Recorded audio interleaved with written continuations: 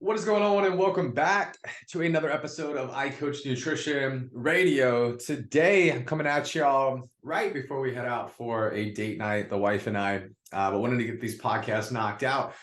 Running a little behind schedule here this week.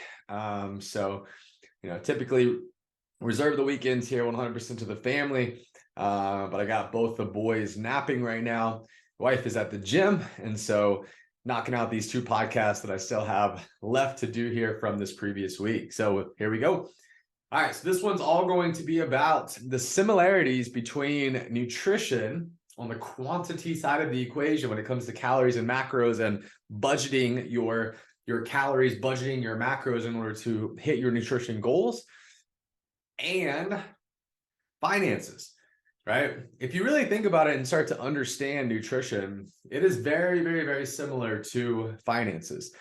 What I want to give you the example here is that if somebody was coming to me for their nutrition, right, and they wanted to learn how to lose weight, right, lose weight and actually be able to keep the weight off, they need to have a fundamental understanding as to what is maintenance calories for them. Right? What is the amount of calories that will make them maintain their weight? Right? They also need to know what a calorie deficit is for them, right? How many calories they need to consume if they want to lose weight, right? And then they also need to know what a calorie surplus is for them, right? How many calories they need to avoid so that they don't gain weight. Now, if they don't know this, right? And this is most of the people that come to me, right? For weight loss, most of the clients that I work with want to lose weight, and they don't have problems. They don't have issues losing weight. They have issues keeping the weight off, right? But if they don't have the awareness around calorie consumption and understanding how many calories are in the foods that they're eating, and if they've never actually learned and developed the skill set of what it means to weigh and measure and log and track their food, right, and what a calorie deficit and what maintenance calories and what a calorie surplus is for them, then they just lack awareness, right? And they don't have an understanding of how to be able to have control over their body composition. And they're constantly, losing weight, gaining the weight back, and they're in this cycle that they cannot break. And the comparison here comes with finances in that, imagine if I was a financial advisor, right? And you were coming to me and you had no bank account, you had never created a budget before, you had no idea, no understanding whatsoever around your numbers, right? There's a lack of awareness there. There's a lack of understanding, right? And you are just in a financial crisis. It's very, very similar, to be honest, right?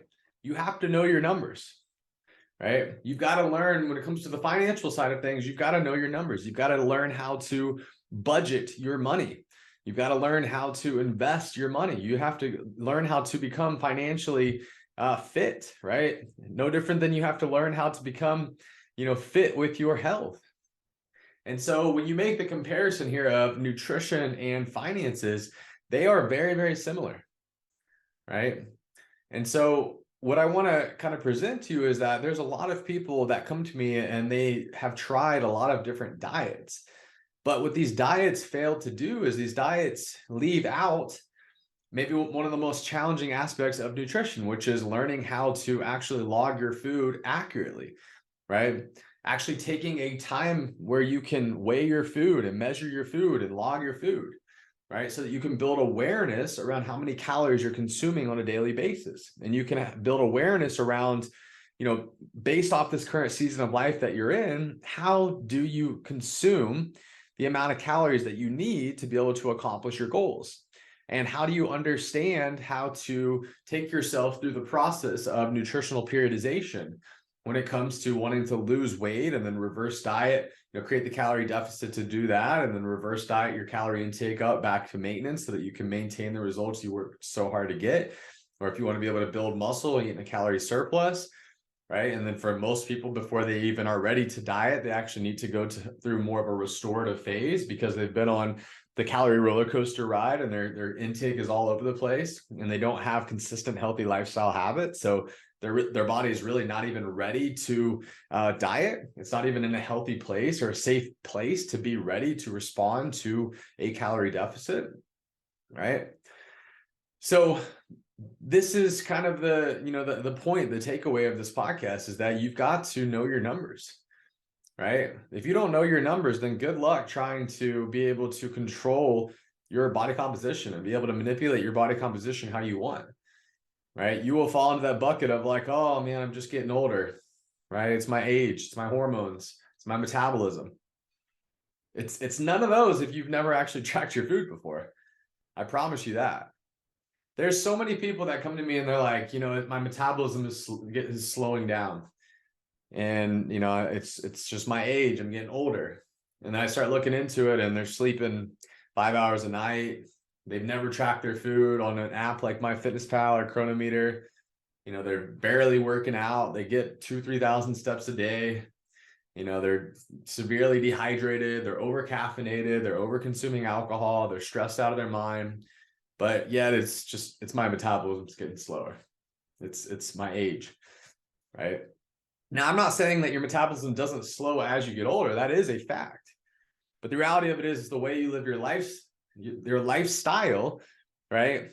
That plays just as much of a role and has just as much as an impact as the fact that you are getting older. There's nothing you can do about the fact that you are going to get older. You're going to get older. Your metabolism is going to slow down. But your lifestyle habits, you absolutely have control over. And your lifestyle habits do affect your metabolism. They affect how easy it is for you to be able to lose weight. They affect your ability to maintain a healthy body weight and a healthy body fat percentage and to be able to feel your best and look your best and perform your best for this current season of life that you're in and for every season of life as you go through the rest of your life. Just like finances. You are in control. Now, we all have different things that happen to us throughout life. God forbid some of these circumstances that people face that put them into financial stress and financial burden, right? But the reality of it is you are in control. I'm in control of my health. I'm in control of my finances. You are in control of your health. You are in control of your finances, right? It's called ownership. It's called extreme ownership. And this is something that we learn as we get older and we become more disciplined, right? And we become more accountable for our actions. But if you can learn and develop the skill set of nutrition and start to build awareness around the skill of learning how to track your food accurately, then you will be so much more fit to be able to have a grasp on your overall health. And you will be able to budget your calories in a way that allows you to accomplish your goals and maintain your results. And I'm not telling you that you need to sit here and weigh and measure and log your food for the rest of your life by any means in order to be successful. That's definitely not what I'm saying. So please don't let that be the takeaway. What I'm saying is that if you haven't taken a period of time, when I say period of time, I typically recommend at least 3 months. Why? Because in order to build a habit, right, based off science, most of the time it's about a 90-day process, give or take, different for everyone, right? But we're talking about a consistent 90-day period of time where you're diligently working towards and building awareness and developing the confidence and the skill set of learning how to track your food intake, learning how to budget your calories, right? For any of you that have ever created a budget before and got into that practice of budgeting, it didn't happen overnight, right? Think back to the first time that you ever created a budget in your life compared to now. Think about your financial situation then versus now, right? Hopefully, you are a lot more confident in your approach. Hopefully, you have developed your skill set a lot more than where it once was. And so this is why I always make the comparison as to the fact that nutrition and finances are very, very similar.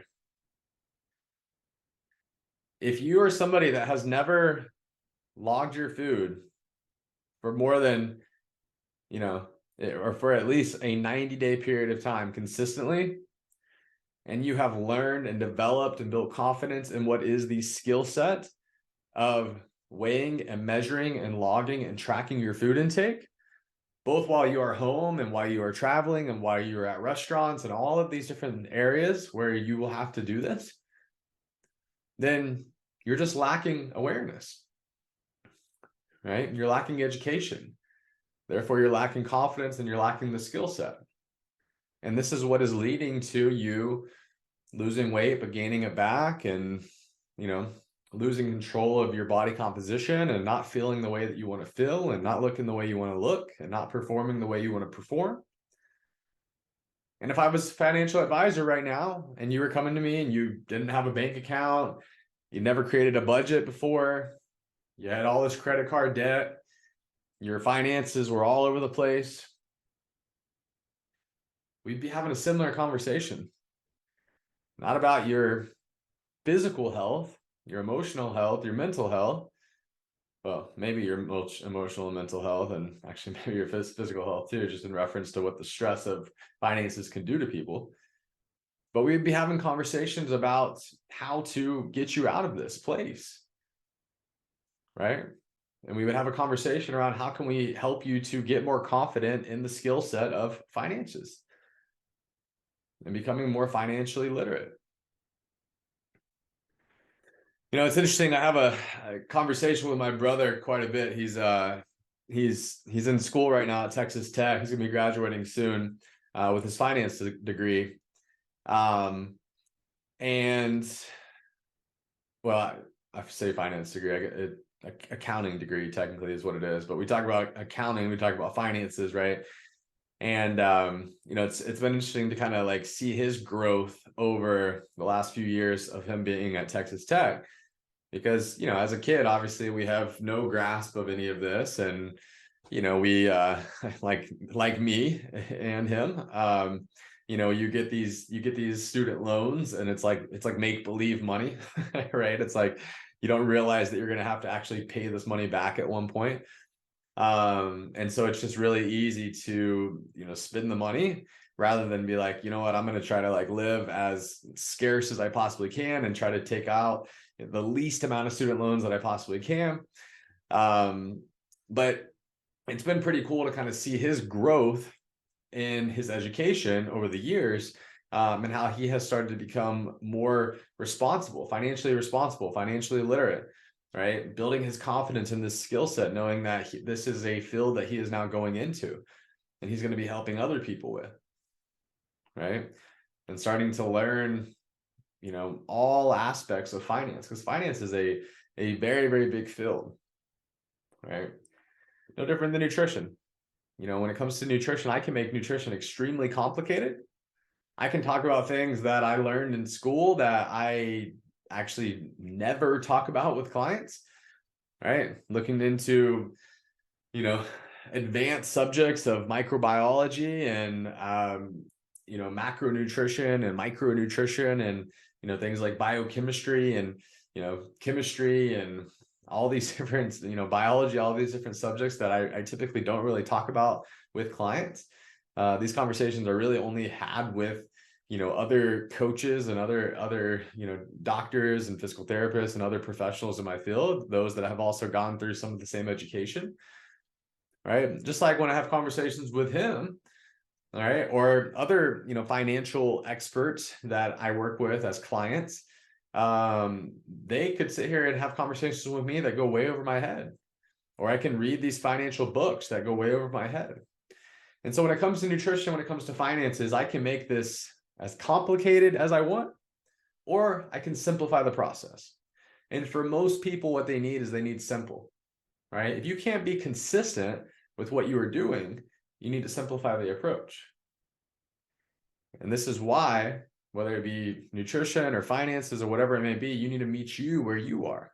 Maybe for you, starting off weighing and measuring and logging your food, maybe that's too much. Maybe that's way too complicated. right? And maybe we need to simplify the process and then eventually graduate you kind of tier by tier, stage by stage until you're ready to actually take on something like that.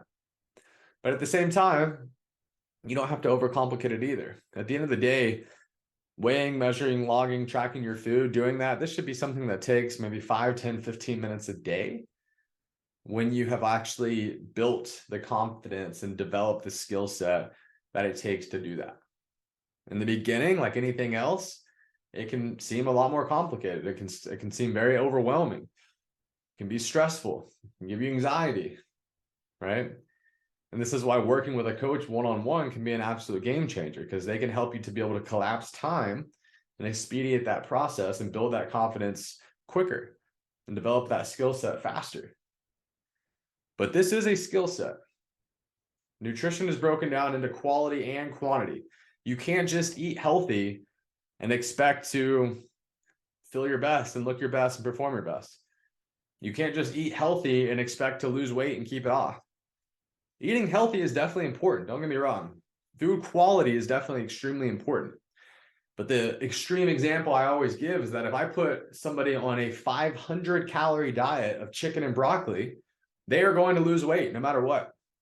And if I put somebody on a 5,000 calorie diet of chicken and broccoli, they are probably, 99% of people are going to gain weight, right? And nobody's arguing here about the quality of the food. It's chicken and broccoli, right?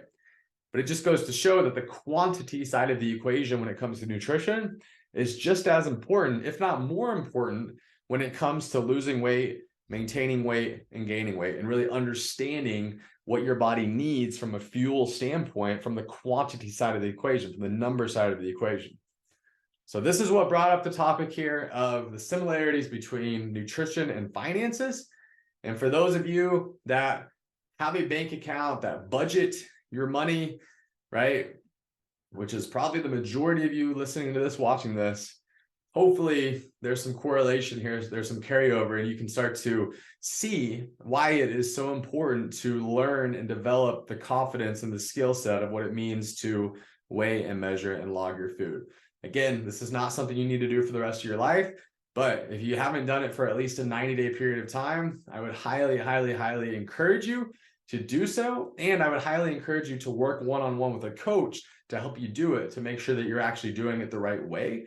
Because 99% of clients that come to me when they first start working with me, there's typically a 500 to a 1,000 calorie discrepancy in how many calories they think they're eating versus how many calories they're actually eating. And this is just because there are so many errors that are made when it comes to tracking your food. And so there's a learning curve, right? It takes time. And that's what that 90+ day period of time does. So I probably went on a little too long on this, probably rambled a little bit here, went off on some tangents, but I hope this is useful. Hope this helps. Hope this adds value. And I hope y'all have an amazing weekend. Christmas is almost here. It's the best time of year. And yeah, Merry Christmas and Happy Holidays from iCoach Nutrition, myself, my family, and I appreciate all the support as always. All right, guys, have a great day. We'll chat here soon. Thanks. Bye.